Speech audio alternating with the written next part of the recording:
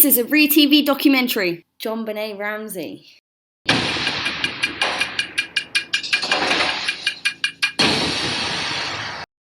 My name is JonBenét Ramsey. This is the third episode of the JonBenét ReeTV documentary series. In the second episode, we looked at the 911 call made by Patsy Ramsey, and in this episode, we will look at the ransom note. In the early hours of the 26th of December 1996, Patsy Ramsey claims to have woken to find a bizarre ransom note for the kidnapping of their 6-year-old daughter on the bottom step of the spiral staircase in their 3-story mansion in Boulder, Colorado. The only problem with this is there was no kidnapping. JonBenét's body was found hours later in the basement. The ransom note was written on Patsy Ramsey's notepad with one of her pens, along with a practice ransom note. Just to copy this bizarre 3-page note will take around 15 minutes, and that's without pausing to think of the content or the time taken to write the practice note. So was this a kidnapping gone wrong, or a murder made to look like a kidnapping gone wrong? I believe there's also a third possibility. Did this murder even happen? I mean, how many murdered children's crime scene photos become very easily obtained through a simple search online? The evidence feels like it's trying too hard to convince us that there was a murder. But anyway, let's explore all options. Is this ransom note genuine, or was it written to confuse and distract? Was it the intention of the writer to extort money from the Ramseys, or was the note written as a ruse after JonBenét was killed? Determining the veracity of the ransom note is important. If the note is legitimate, then we know it could well have been a kidnapping that went bad. If the ransom note is not genuine, then it is possible that this was a murder made to look like a kidnapping, or there was never any murder and this is just another distraction. It's also important to note that John Ramsey was running a technology company at the time, and trust me when I tell you, you don't want to know about the tactics used by certain power-hungry people to control the people who control the technology companies. Let's just say that children are often used. So let's have a look at the ransom note. Mr. Ramsey, listen carefully. We are a group of individuals that represent a small foreign faction. We respect your business, but not the country that it serves. At this time, we have your daughter in our possession. She is safe and unharmed, and if you want her to see 1997, you must follow our instructions to the letter. You will withdraw $118,000 from your account. $100,000 will be in $100 bills and the remaining $18,000 in $20 bills. Make sure that you bring an adequate size attaché to the bank. When you get home, you will put the money in a brown paper bag. I will call you between 8 and 10 a.m. tomorrow to instruct you on delivery. The delivery will be exhausting, so I advise you to be rested. If we monitor you getting the money early, we might call you early to arrange an earlier delivery of the money and hence an earlier pickup of your daughter. Any deviation of my instructions will result in the immediate execution of your daughter. You will also be denied her remains for proper burial. The 2 gentlemen watching over your daughter do not particularly like you, so I advise you not to provoke them. Speaking to anyone about your situation, such as police, FBI, etc., will result in your daughter being beheaded. If we catch you talking to a stray dog, she dies. If you alert bank authorities, she dies. If the money is in any way marked or tampered with, she dies. You will be scanned for electronic devices, and if any are found, she dies. You can try to deceive us, but be warned that we are familiar with law enforcement countermeasures and tactics. You stand a 99% chance of killing your daughter if you try to outsmart us. Follow our instructions and you stand a 100% chance of getting her back. You and your family are under constant scrutiny, as well as the authorities. Don't try to grow a brain, John. You are not the only fat cat around, so don't think that killing will be difficult. Don't underestimate us, John. Use that good southern common sense of yours. It's up to you now, John. Victory. SBT C. I can't read this novel without hearing Patsy's southern voice in my head. Somebody has clearly seen far too many movies, and from the crime scene footage we can see that someone in the house was very clearly obsessed with Hollywood movies, and all the evidence points towards Patsy. So where do we start? Was this ransom note, and I use the term note very loosely, written to extort money from the Ramseys, or was this note written as a distraction? Determining the veracity of the note is important. If the note is fraudulent, then we know this was a murder made to look like a kidnapping. It took 15 minutes just to copy the note. Not to mention, it was written on Patsy's notepad, which was found in the house, along with a practice ransom note. So if this ransom note is authentic, that would mean that the kidnapper spent at least half an hour at the scene of a kidnapping, writing a 3-page long note and practice note, all while the whole family were in the same house. Anything is possible, I suppose, but that just sounds completely ridiculous. Let's analyse the note. The first thing you will notice is that the note is very long, 3 pages long, and it doesn't really make much sense. What more do you need to say other than, we have your daughter, don't contact the police or she will die. It will cost you $100,000 to get her back. The length of the note is our first clue that this may be fraudulent. Mr. Ramsey, listen carefully. We are a group of individuals that represent a small foreign faction. We respect your business, but not the country that it serves. Listen carefully is an odd choice of words. Read carefully would be more appropriate. And what exactly does we are a group of individuals mean? Isn't every group made up of individuals? The use of the word small is out of place. A kidnapper would want to exhibit power over the people they plan to extort. The word small minimises the kidnapper's power. And the use of the word foreign is also out of place. Even if to you they are foreigners, they wouldn't refer to themselves as foreigners. Everything a person says has a meaning. There is a reason why the writer included "we respect your business" in the ransom note. If Patsy Ramsey was the author of the ransom note, she may have mentioned this to create distance between John's company and the investigation. She is protecting their source of income. At the very least, mentioning respect for his business tells us that the writer knows something about John Ramsey and his business, Access Graphics. If a paedophile who was infatuated with JonBenét killed her, he wouldn't mention respect for John Ramsey's business. So what? JonBenét was kidnapped and then murdered because someone was pissed off with the United States? It is also worth noting that the writer crossed out the beginning of a word. It appears that the first letter was a D and the second letter possibly an O.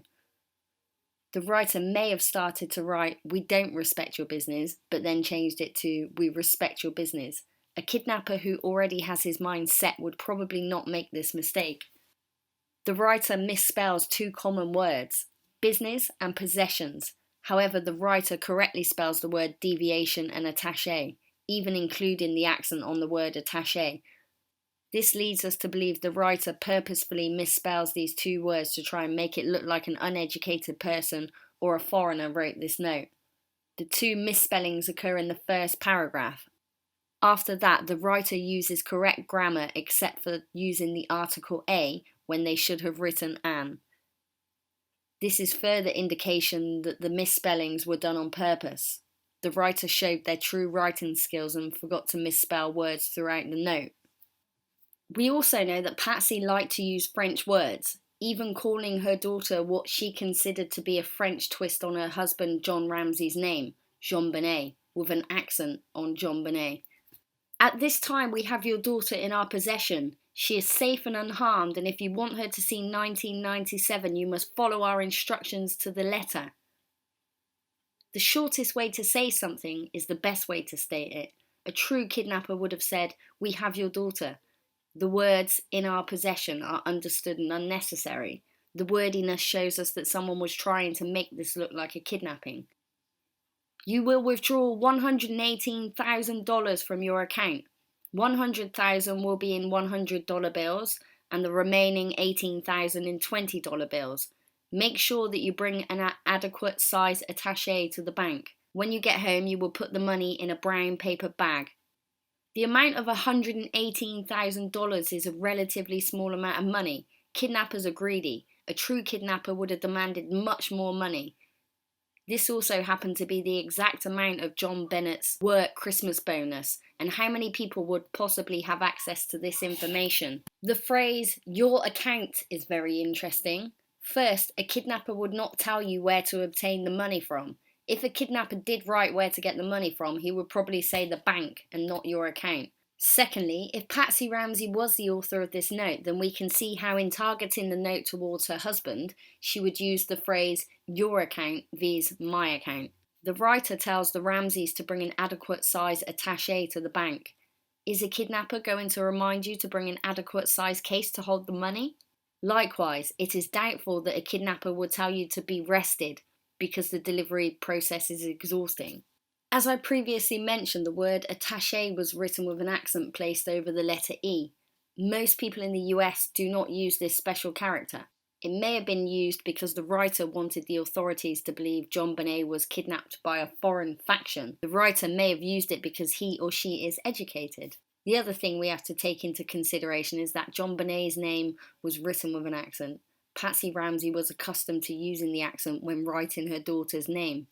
I will call you between 8 and 10 a.m. tomorrow to instruct you on delivery. The delivery will be exhausting, so I advise you to be rested. If we monitor you getting the money early, we might call you early to arrange an earlier delivery of the money, and hence an earlier pickup of your daughter. Any deviation of my instructions will result in the immediate execution of your daughter. In examining the pronouns, we find this crime was not committed by a group. If you are writing for a group, you will have a group mentality. Your language will continually reflect that there are several people involved. In the first paragraph, 5 times the writer used a plural pronoun. However, in this paragraph, the writer used the singular pronoun I. They should have written, "We will call you," and "we advise you to be rested." The writer then used the singular pronoun my. Changing pronouns indicates deception. We can easily see this was not a group effort. The writer then states, if we monitor you getting the money early, the word monitor implies a continual surveillance. This is further emphasized later on when the writer states, you and your family are under constant scrutiny. The kidnapper would have us believe that they are continually watching the Ramsey family, which is highly unlikely. The writer used the word hence. The word hence is a formal way of saying therefore. The writer starts out the ransom note misspelling words, giving the appearance that they are uneducated. However, their educational level begins to show when they use words such as hence. The writer crossed out the word delivery. The writer started to say that upon receiving the money, they would deliver JonBenét to her parents. They then realised that a kidnapper would not deliver the hostage but would tell the family where she could be found. Therefore, changed it to pick up. It is doubtful that a kidnapper would make this mistake. This is a strong indication that the writer was not the kidnapper. You will also be denied her remains for proper burial. The 2 gentlemen watching over your daughter do not particularly like you, so I advise you not to provoke them. Unnecessary use of the word over. Unnecessary words are words that can be taken out of the sentence and the sentence still makes sense. The writer could have stated, the 2 gentlemen watching your daughter. Extra words give us extra information. What is the difference between watching over someone and watching someone? If a friend asked you to watch over his house while he was out of town, he probably wants you to stop by once in a while and make sure everything is okay. Maybe you'll pick up his mail and water his plants. However, if he asked you to watch his house, he probably wants you to house sit. He wants you to be there so you can keep a close eye on things. In a kidnapping, the kidnappers would be watching the abductee. They will want to keep a close eye on her. They want to make sure she doesn't escape or alert someone that she needs help. They will want to make sure she doesn't harm herself if her being alive is dependent upon them receiving the ransom. When the writer of the ransom note said they were watching over JonBenét, the writer was telling us they were not keeping a close eye on her. There are only 2 reasons why you would not keep a close eye on your hostage.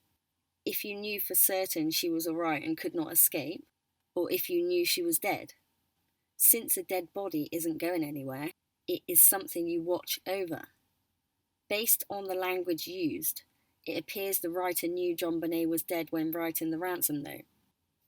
The 2 men watching over your daughter do not particularly like you. When we look at a copy of the ransom note, we find the writer originally wrote, do particularly like you. The word not was then written above the space between the words do and particularly, and a line was then drawn indicating the word not should be inserted between these 2 words. A true kidnapper would not make the mistake of saying these gentlemen do like you.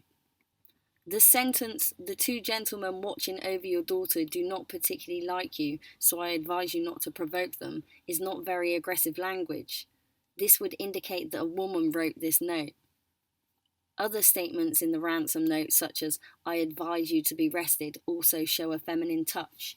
Speaking to anyone about your situation, such as police, FBI, etc., will result in your daughter being beheaded. If we catch you talking to a stray dog, she dies. If you alert bank authorities, she dies. If the money is in any way marked or tampered with, she dies. You will be scanned for electronic devices, and if any are found, she dies. Saying that JonBenét will be beheaded is very unusual. In the US, they generally do not talk about beheading people. This was put in the note to make it look like a foreign faction was behind the kidnapping. 4 times the writer uses the phrase, "she dies." If JonBenét was still alive, the writer should have been speaking in the future tense, "she will die." This is a strong indication that the writer knew JonBenét was dead when the ransom note was written. Therefore, they could not write, "she will die." There are several movie references found in the ransom note. In the Dirty Harry movie, Inspector Harry Callahan, Clint Eastwood, is looking for Scorpio, a man who kidnapped a little girl. When talking to Scorpio on the phone, several times Scorpio tells Inspector Callahan that if he does not follow his orders, the girl dies, as opposed to saying the girl will die. In the movie, the girl was already dead. In the ransom note, JonBenét was already dead. You can try to deceive us, but be warned that we are familiar with law enforcement countermeasures and tactics. You stand a 99% chance of killing your daughter if you try to outsmart us. Follow our instructions and you stand a 100% chance of getting her back. You and your family are under constant scrutiny as well as the authorities. Don't try to grow a brain, John. You are not the only fat cat around, so don't think that killing will be difficult. Don't underestimate us, John. Use that good southern common sense of yours. It's up to you now, John! Victory! SBT C. There are 3 times when the writer used an exclamation point. Exclamation points are used to add emphasis to a statement. Listen carefully! It's up to you now, John! And victory! In talking about killing JonBenét, the writer does not use any exclamation points. 4 times the writer wrote, "she dies." We would expect this to be a point of emphasis. If you alert bank authorities, "she dies!" We know the writer likes to use exclamation points, but chose not to use them when talking about killing JonBenét. This too indicates that JonBenét was already dead when this note was written. The note is addressed to Mr. Ramsey. However, towards the end of the note, Mr. Ramsey becomes John. The writer refers to Mr. Ramsey as John 3 times. If this was a foreign faction, they would continually use the term Mr. Ramsey. Referring to him by his first name is too personal for an unknown kidnapper. The writer felt comfortable calling him John. This indicates the writer knows John Ramsey. There are no synonyms in statement analysis. Every word or name means something different, even if it's only a slight difference in meaning. A truthful person will usually be consistent in their language and not change their language by using synonyms unless there is a justification for the change. Deceptive people will sometimes use synonyms because they are making up the story and not speaking from the heart. If the writer saw John Ramsey as being Mr. Ramsey, then he should always refer to him as Mr. Ramsey. When the writer changed the language and called him John, it is an indication the story is deceptive. The note is signed S.B.T.C. It appears there is no full stop after the letter C. When writing, we end a thought by using a full stop. Not using a full stop tells us the writer intentionally stopped writing. There may be a conflict at this point in the story. The writer may have more information that was purposefully withheld. There has been a lot of speculation as to what the letters SBTC mean. The one that seems to make sense to some people, considering Patsy Ramsey claimed to be religious, is "saved by the cross." This is because the Ramseys profess to have a faith in God, and the word victory precedes the initials SBT C. I am in no way religious, but apparently all Christians know it is through Christ's sacrifice on the cross that they have victory over death. As you can see, there is a lot of deception in this ransom note. The writer's own words tell us this ransom note was not written with the intent to obtain money. Since the ransom note was written as a ruse, we can conclude this was not a kidnapping that turned into a murder, but if you believe JonBenét is actually dead, of course, then a murder made to look like a kidnapping. This means we cannot exclude the Ramseys as possible suspects. Let's look at what evidence ties John and Patsy Ramsey to the ransom note. The ransom note was written on a pad of paper that belonged to Patsy Ramsey with a pen that also belonged to Patsy. The killer placed a nylon cord made into a garrote around JonBenét's neck and strangled her. A broken paintbrush belonging to Patsy Ramsey was used to make the garrote. While handwriting analysis shows that John Ramsey likely did not write the ransom note, Patsy Ramsey could not be completely eliminated as the writer. Certain words in the ransom note, such as instruction, monitor, execution, scanned, electronic, and device, are computer terms. At the time of JonBenét's death, John Ramsey was president of Access Graphics, a computer distribution company. The kidnapper demanded $118,000 from the Ramseys. This is a very unusual amount. Most people would ask for a much larger amount. There was a reason why the writer chose $118,000 exactly. Even John Ramsey agrees that this amount is significant to the killer. It has been reported that in 1996, John Ramsey received a Christmas bonus of $118,000. Is this a coincidence? When the writer had to think of a number, $118,000 were on their mind. Delivery will be exhausting, so I advise you to be rested. If we monitor you getting the money early, we might call you early to arrange an earlier delivery of the money, and hence an earlier pickup of your daughter. The word hence is not a very common word. We should look to see if this word appears in any of the writings of John or Patsy Ramsey. Well, it does. On December the 14th, 1997, the First United Methodist Church in Boulder, Colorado, held a memorial service for JonBenét. In the program, there was a Christmas message from the Ramsey family. This message was also posted on the Ramsey's family website. In the message, we find the statement, "Had there been no birth of Christ, there would be no hope of eternal life, and hence no hope of ever being with our loved ones again." The word hence is a transition word. You do not have to use the word and with it. For example, profits were down this year, hence you will not be receiving a bonus. Most people use the word hence and not the words and hence. The writer of the ransom note used the phrase and hence. In their Christmas message, the Ramseys used this exact same phrase. Had there been no birth of Christ, there would be no hope of eternal life, and hence no hope of ever being with our loved ones again. In their book, The Death of Innocence, Patsy Ramsey addresses the use of the phrase and hence. Actually, I have no idea why we used that phrase. Maybe we'd seen it so many times in reading the ransom note and having to write it over and over again for the police that it became a part of our subconscious vocabulary.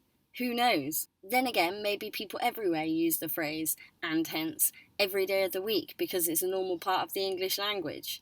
Like I said, when was the last time you used that phrase? It's not a part of the normal English vocabulary. Patsy Ramsey does not tell us why they use that phrase. She only says maybe it is because they saw it in the ransom note and had to write it several times for the police. She then asked a question, who knows? She is trying to sweep this under the carpet as if it's no big deal. However, it is a very big deal. We have the same phrase that is in the ransom note appearing in their writings. We should also note that Patsy Ramsey used the word actually. This word is used when a person is comparing two thoughts. She is comparing I have no idea with what? That she does have an idea? Also, it's very rare when a person can honestly say I have no idea. Most people have an idea on just about everything. It may not be correct, but they have an idea. After saying she has no idea, she then contradicts herself and offers an explanation, an idea, why they used that phrase. On the 12th of October 2000, the Ramseys did a webcast interview with newseum.org. In the interview, John Ramsey makes the following statement. The justice system is a government organisation and hence should be looked at with some degree of scepticism. Many Ramsey supporters believe the Ramseys did subconsciously adopt the phrase "and hence" found in the ransom note. It is possible, but let's take a closer look at the phrase "and hence." When we look at the original ransom note, we find the writer has crossed out a word. Delivery will be exhausting, so I advise you to be rested. If we monitor you getting the money early, we might call you earlier to arrange an earlier delivery of the money, and hence a earlier delivery crossed out pickup of your daughter. As I previously mentioned, the writer probably realised that a kidnapper would not deliver the hostage. This caused them to cross out the word delivery and write pick up. Another reason why he may have crossed out the word delivery has to do with the author's writing style. An examination of the writing style shows us that whatever comes before the phrase "and hence" comes after the phrase "and hence." If we monitor you getting the money early, we might call you early to arrange an earlier delivery of the money, and hence an earlier delivery pickup of your daughter. We see the same writing style in the Ramsey's Christmas message. Had there been no birth of Christ, there would be no hope of eternal life, and hence no hope of ever being with our loved ones again. The Ramsey supporters would have us believe that the Ramseys not only adopted the word hence, they also adopted the phrase "and hence," and they adopted the killer's writing style. Possible, but not probable. The Ramseys believed this was a kidnapping that turned into a murder. Many experts believe that this was a murder made to look like a kidnapping. I believe this ransom note is not a legitimate ransom note. Thanks for watching. If you enjoyed this video, pretty please give me a thumbs up. If you want to see more, hit that subscribe button. Peace!